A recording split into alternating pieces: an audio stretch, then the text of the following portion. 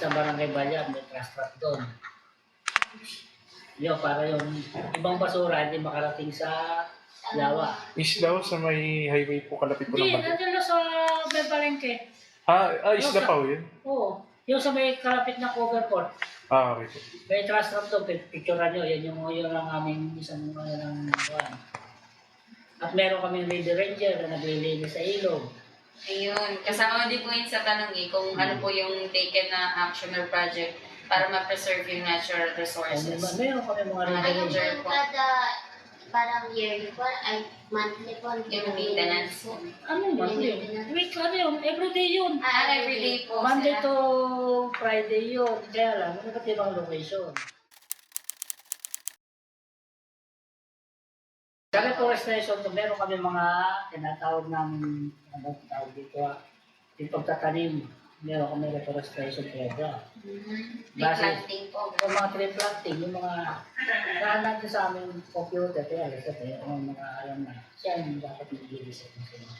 Kung ano po yung bilang, tsaka po saan yung itatanim. Meron na po kayang parang upcoming na environmental projects po bukod sa existing. Meron, kaya lang, nandun yan, kagaya Ayun, sinabi ko. Yun na yung data po. Nasa kanya yun, wala sa akin. Wala sa akin, siya ang nakakalim ng nandun.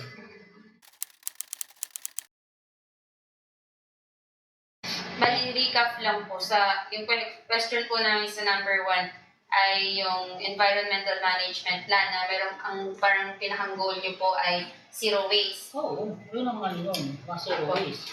Kaya, Tapos, yung po kung hindi sa... makayang ma-zero waste, mabawasan.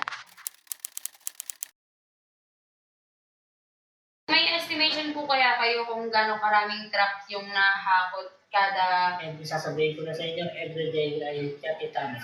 30 tons po? Grabe yan. Kaya 30 cubic. 30, Ano po pinakamadami pong type ng yung mga plastic po? Plus, siyempre, yun naman ako mga ano ngayon, yung basura ng diaper, plastic, mga residual.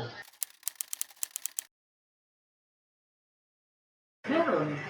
Kaso nga, yung mga data namin, naroon na kaming kaya di pa yung sagutin yung mga data na about sa solid waste management. pero may existing pong programs para sa recycling po. Meron. Meron po yung material recovery facility. Meron. Po.